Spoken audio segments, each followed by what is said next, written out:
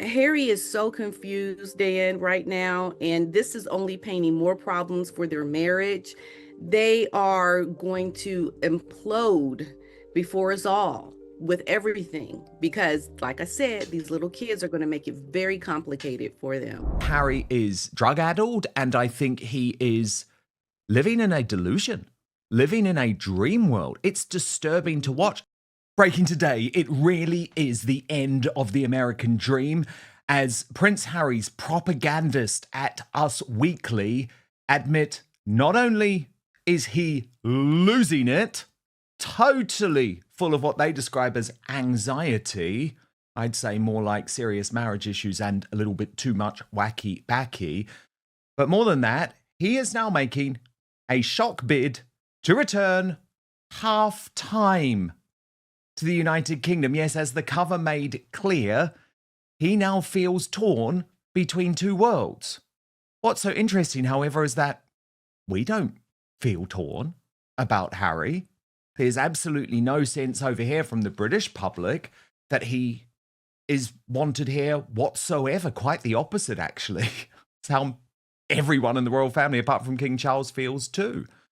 But here's the propaganda, briefed directly from the ever-depleting Team Sussex, why insiders say Prince Harry still feels caught between his royal roots and new life in California.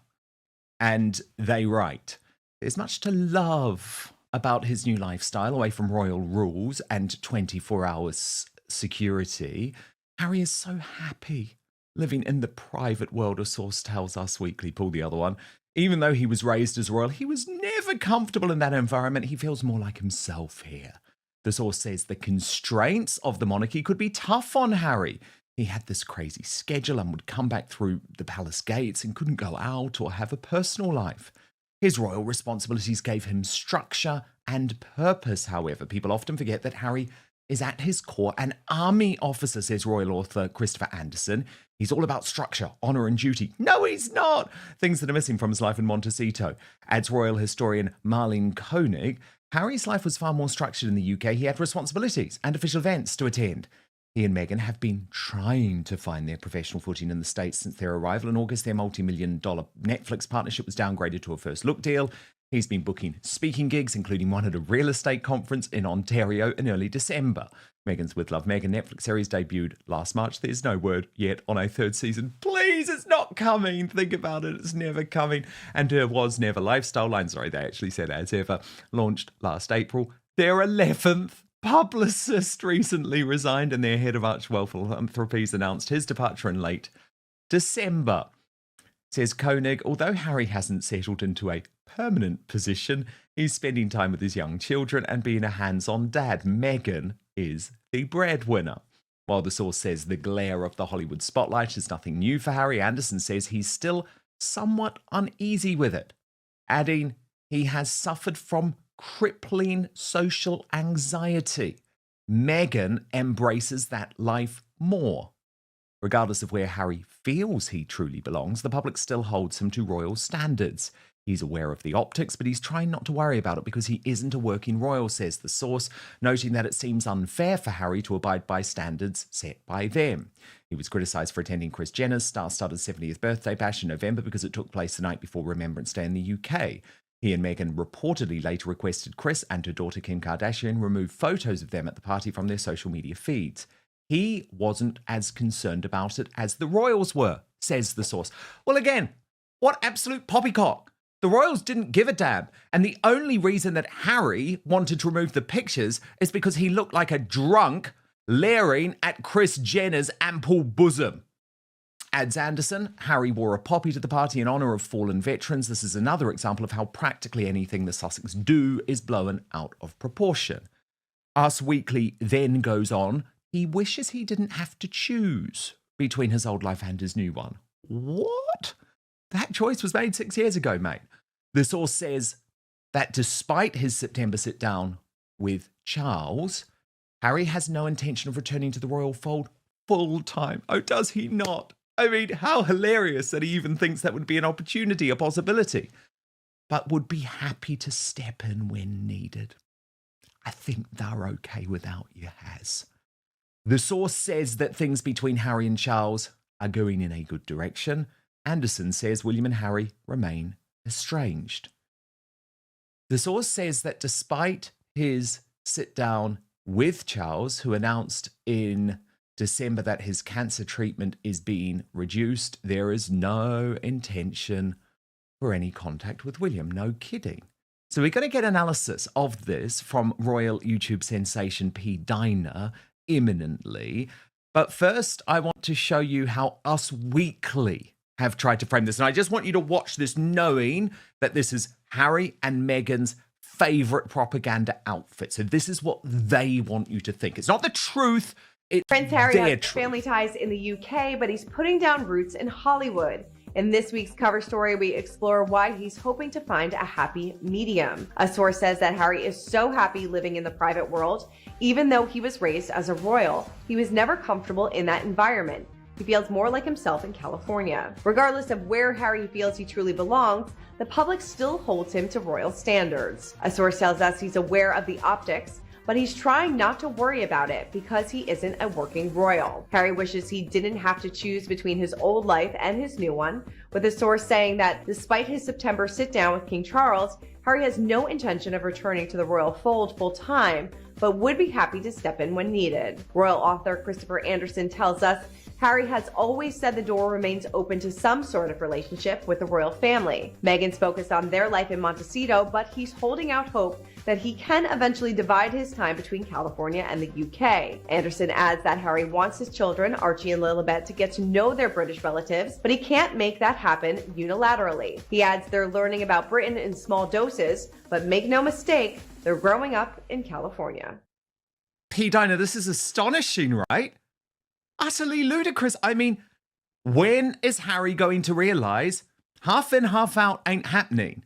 The late Queen Elizabeth told you it wasn't happening 6 years ago. It's still not happening. I guess the unfortunate thing is that a weak King Charles, and I know there's a whole load of reasons for that, but a weak King Charles has led Harry to believe that this is even a possibility whatsoever. But leaking all of this to Us Weekly, talking about the fact that he's got this crippling social anxiety. In other words, he's deeply unhappy at home in Montecito. How on earth does he think that this is going to help the situation, P-Dina? It's desperation, is it Prince not? Harry is making what many are calling an audacious bid for a half-time return to the United Kingdom, seeking renewed access, visibility and influence while remaining largely based overseas. Tonight, we examine the details of this proposed arrangement and why it's generating such strong reactions across Britain. Joined by royal YouTube sensation P-Dina, we break down what Harry appears to be asking for, what the palace and public may think of it, and why this moment feels like a turning point in the Sussex saga.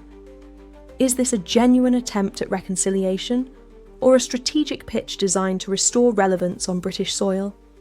Don't understand why he can't keep his mouth shut. Why is there this constant information that's coming out about his life? He's trying to paint a narrative, and I think a lot of it is coming from Meghan. He is not happy in California, and he thinks that he can have somewhat of a royal role again. Why else would you say you're happy to step in when needed? You're not going to ever be needed. It's like he wants to live the life that he proposed in the beginning, half in, half out, and it just is not going to happen. They're all over the place. They're very confused. I think there's part of Meghan's narrative mixed in there with Harry. There's no clear message in any of that information. I think when you have children, when you bring them into these international worlds, it's very complicated because they need stability. And the children will not have stability if your message is not clear about what it is that you're going to do. He doesn't know what he's going to do because he wants everything to be dependent on this security. And that security is going to dictate a lot of things. And once that security, I believe, is approved, has to be a clear defining message about where they're going to be permanently, because you can't be both places with young children when they need stability. It's going to be a very messy situation either way for Harry and Meghan. It really is. And This social anxiety that we're learning about, P-Dina, comes at the same time as other reports suggest, and this was, remember, briefing to Roy Anika of the Sunday Times, again coming directly from Montecito, Team Sussex, that, he's much happier when he's not at home. He's much happier when he's on the road. No matter how they try and spin it, this all paints a totally miserable picture of what Harry's life is. What I have been reporting for a long time, what you have been reporting for a long time, that actually there's no happiness in his life in Montecito. That palace with its 16 bathrooms effectively operates as a prison for him now. Yeah. To me, Harry sounds like he's constantly running. We remember the freedom flight, Yes. right? Harry was so happy then, finally he's going to be able to be happy. Well, here we are now, 6 years later, and he's not happy and wants to leave Montecito and try to find some medium between life in the UK. But really, he wants to just go back because he knows, things are not greener on the other side. He wants to have back what he lost and trying to paint this picture that he's happier on the outside. No, I think he really wants to go back to doing the work of a royal, and that's where his happiness is. Harry is so confused, Dan, right now, and this is only painting more problems for their marriage. They are going to implode before us all with everything because, like I said, these little kids are going to make it very complicated for them. I think the implosion is almost happening, isn't it? I mean, when you Yeah, I now mean, have it's Harry's happening. team briefing that he's not happy, that he's got social anxiety, that he's desperately torn between his old life and his new life. I mean, this is the implosion happening in real time. Because the thing is, P-Dina, Yeah. we've all moved on. The royal family's moved on. There's Hmm. absolutely no suggestion that there's any desire for him to return. And even with Charles, who is absolutely in a different place to William in terms of what sort of reunion he wants with Harry, it's not suggesting that Harry takes on any formal role, that he helps out with any type of royal work. So more and more, I think Harry is drug-addled, and I think he is living in a delusion, living in a dream world. It's disturbing to watch. And no wonder, P-Dina, we've seen the 11 publicists depart, because imagine what it's like when your client is telling you to brief this stuff to a journalist, and it's like, this is nuts. It's not helping your cause. It's truly warped. It's like they're fighting within the family. Like, Mm, Harry's saying one thing, Meghan's saying wanting something else. yes. They're not aligned in purpose. And when you have a conflict of your message before the people, it's just going to be disaster in the outcome because nothing is going to go your way because you both want different things. How in the world can you try to get to any happy place in your life when before the world you are somewhat fighting between the message? You are in such a position of downfall because you're never going to find that steady constant stream of how you are living your life in true happiness. It's like you're trying to be happy with trying to get your message out, but you're being undermined by your wife and what she wants, and try to make us look at you as if you're a happy couple and that all is going well. It's just making you look so ridiculous and making your life miserable.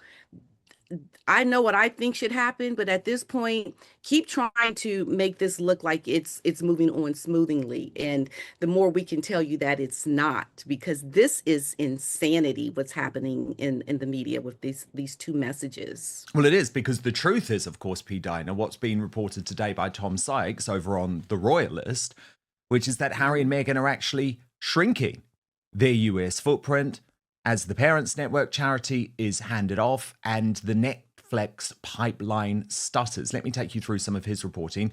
He writes, and this is something we first revealed here on Outspoken yesterday, Harry and Meghan have stepped away from their most high-profile US charity, the Parents Network, and Netflix have not listed any new shows, with the couple in two new signs that they may be decreasing their US cultural footprint.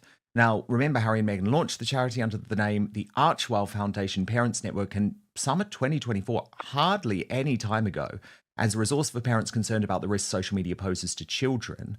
But the Royalist has been told that Harry and Meghan handed over full operational control of the charity and its brand assets and gave a cash grant to cover the transition. A source in Harry and Meghan's camp told the Royalist that the couple would continue to support the charity and that the move reflected their desire to incubate small endeavours before handing them over to bigger operations to scale. However, the handing off to Parents Network will inevitably arouse suspicion that this is part of an overall winding down of Harry and Meghan's charitable efforts in the US.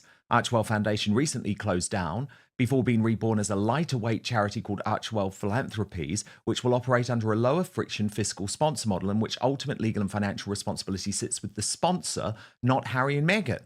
There could be more questions over their production business, where Chanel Seisnick is head of non-fiction alongside Tracy Ryerson as head of scripted film and TV, after Netflix notably failed to include any offerings from the couple in their 2026 preview published in recent days. Harry and Meghan have insisted they have a strong creative partnership with Netflix despite their deal being downgraded to a first look arrangement last year. On the plus side, Meghan announced a new bookmark today. Yours for $18. It says, "I fell asleep here. The live, love, laugh cushion can't be far off." And the thing is, as Richard Eden points out, P-Dina, the Parents Network was said to be a cause close to their hearts and was launched with great fanfare by Harry and Meghan on CBS in 2024. That was their first joint TV interview since their explosive chat with Oprah 3 years earlier. And just go back and watch how that piece was introduced, P-Dina, and it's impossible not to feel like those parents, those grieving parents, were used. Critics argue that a part-time return raises serious questions about duty, trust, and accountability, especially after years of distance, public criticism, and legal disputes involving the royal family. With P-Dina's insight, we analyse whether this proposal aligns with royal precedent, how public opinion may shape the outcome, and whether Harry's expectations match the realities of life within the monarchy. One thing is clear: Britain's patience is not unlimited, and this pitch could define Harry's future relationship with the UK for years to come. If you want clear, fact-based royal analysis without spin, like, subscribe, and turn on notifications, comment below. Should a half-time return even be considered? Your typical receiving line. Hey! The Duke and Duchess of Sussex, better known as Harry and Meghan, are definitely big huggers. It was a meeting of an exclusive club. Oh, it's good to meet you. And one that none of them wanted to join. Most of the parents here have lost a child, directly or indirectly, as a result of exposure to online social media. Harry and Meghan are trying to give them, and parents like them, some place to turn for help. It's called the Parents Network, in association with the couple's charitable Archewell Foundation, and officially launches today. Gosh, I'm so happy you're here. It actually makes me feel physically ill. P-Dina, the fact that those parents were prepared to go public because they believed Harry and Meghan were going to look after them. The interview turned out to be a total car crash, really showed the strains between Harry and Meghan. And so now they've walked. Sick.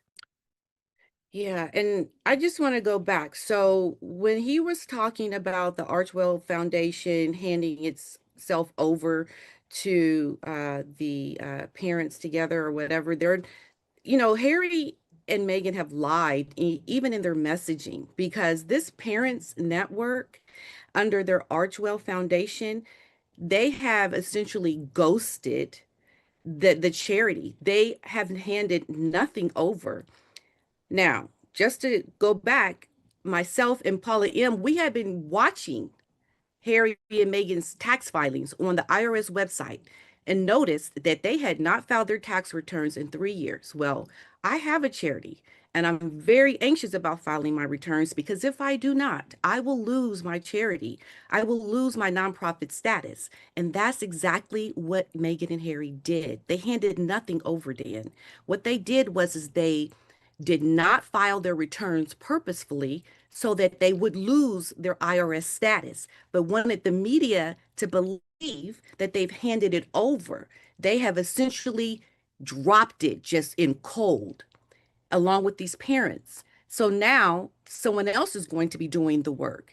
And so they want you to feel as if they're doing some, admirable thing by helping these parents, by having them be in the hands of another organization. When, like you were saying, the reality is Harry and Meghan did not even want to fulfill their obligation to these parents.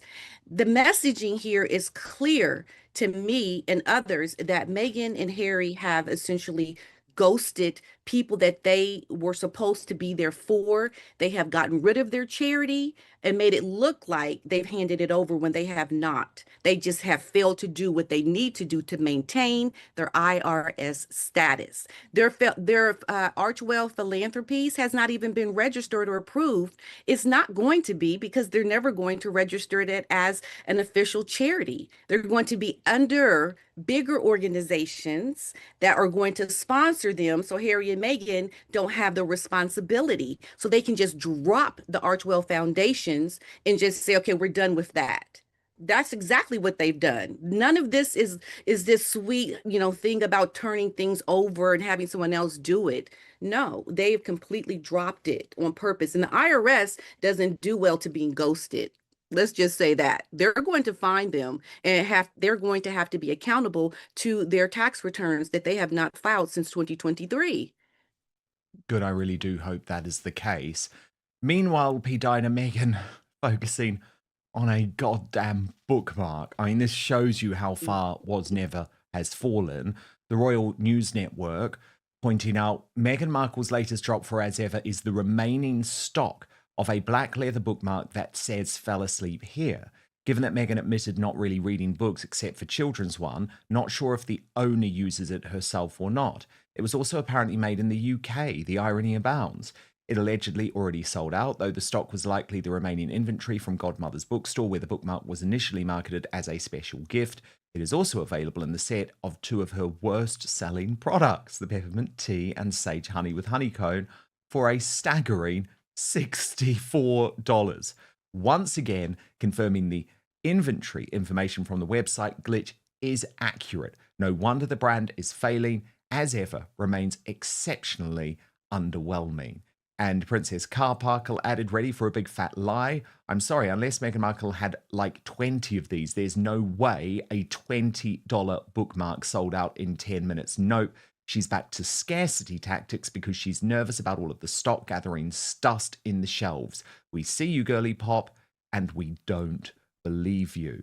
And I mean, the email that was just sent out about this, P-Dina, was just awful. Absolutely awful. I mean, look at that. She said this limited edition piece, she's described a bookmark as a piece, was created to stay with you for years to come. She says it's a gentle invitation to brew, read, and pause without rushing the moment. I mean, seriously, this is desperate stuff, is it not? What is wrong with this woman? I don't understand how you think you're going to sell this. This is going to be the start of your empire and all this money making. Meghan is so desperate right now, Dan. The girl is losing it. She is trying to move products that are just going to sit there and collect dust and lie her way through it to make it look like she's, successful in all of this. Meghan has overly looked at herself as someone who is popular. I think she took all of that admiration and that fanfare she had as a royal, and she thought it was going to transcend over to America. And she has quickly seen that, the only reason why people were behaving that way towards her was because of her proximity to royalty. And now she's out here alone on an island trying to sell items that nobody wants because it was never about you, Meghan. This is the hardest lesson yet, I feel, for Meghan. It was never about you. And now you sit on $1 million of products that you can't move. And now you're finally understanding it was never about you. It was always about you being with the real royals in the UK. What a hard lesson for her, right? I mean, she deserves everything that is coming her way financially because of how she overly looked at her proximity to royalty. It's not about you, Meghan. Shame on her. This girl her ego is so inflated, it's scary. It's like, really, you look at yourself like that? You're not that big of a person to be able to move products that are costing $18 for a bookmark. Are you kidding me? That's insanity. I mean, you would have to have so many people buying that product for it to pay off. I mean, no, I'm sorry, it's not going to happen. Meanwhile, the other big breaking royal news today, it's the end of Andy and Fergie, something no one really necessarily thought would happen, but the Sun reporting that Andrew's Royal Lodge eviction is coming in weeks. They've got new pictures which show his new pad in full swing. And this is what their royal editor, Matt Wilkinson, is reporting. Work is underway to boot disgraced Andrew Mountbatten Windsor out of Royal Lodge before his 66th birthday next month. Renovations on the former prince's new home in exile at Sandringham were in full swing yesterday. 6-foot wooden fences have been built around rundown Marsh Park on the King's Norfolk estate to make it secure and private for his shamed brother. Workers have also begun renovating inside the ramshackle farm buildings, which have been empty for several years. A digger was seen parked on the front lawn yesterday, and electricians were hard at work getting the farm buildings habitable for the former Duke. A royal source said one thing is sure, that it is a lot smaller and less luxurious than Royal Lodge. Andrew handed back his tenancy agreement for Royal Lodge on the Windsor estate in October, when he was stripped of his Prince and Duke titles. It comes amid the worsening sex allegations relating to his friendship with the late US paedophile tycoon Jeffrey Epstein. Initially, he will stay in an even smaller property at Sandringham until Easter, when the work on Marsh Farm is due to be completed. That's according to Palace and insiders. The Sun understands that Andy will move into this temporary home as early as the end of this month and before his 66th birthday on February the 19th. Insiders revealed the farmhouse and the surrounding outhouses and stables had all previously belonged to a tenant farmer who had died some time ago. They added that it was being prepared for a new tenant and that the work was expected to be complete by April. The property has been empty for several years, and despite some redecoration, it also needs improved electrics and sewerage systems, it is understood. Meanwhile, Andrew has still been living at Royal Lodge with his former wife, Sarah, but a friend said he's finally decided he needs to get on with his life, and so is moving out sooner than thought and starting afresh by the end of the month, or at least before his birthday in February. He and Sarah will go their own separate ways for the first time in almost 20 years. And that's what's most interesting to me about this, P-Dina, because Sarah always said she would always be there for Andrew, always be. Really, she was just grifting, wasn't she? She just wanted to stay in the palace. Like, let's be honest about it. Yeah, she really showed her true colors, didn't she? I mean, as soon as everything just went out the window for Andrew, she was gone. So, Sarah is a lot like Megan. They're just users, grifters. To Sarah's, I think, a benefit, I think she does want to work hard to make a name for herself with her books and other things that she's done. But she was never really loyal to Andrew, of course, because now we can see the true colors. And that just is what we see happening with Megan, I think, eventually. But, this is just how women are, I think, when they are with a man for these reasons. Once they lose everything, then they're gone. And that's what you would expect them to do, right? Absolutely. Absolutely. Now, P-Dina, even as Harry is being totally delusional, I think Meghan Markle takes the cake, right? Because her demands to enter the United Kingdom, by the way, can I just say we don't want her here, but the demands include bulletproof glass, include private planes, include lockdown hotel doors. These jaw-dropping conditions, which we have learned about, should literally just mean that the king says no.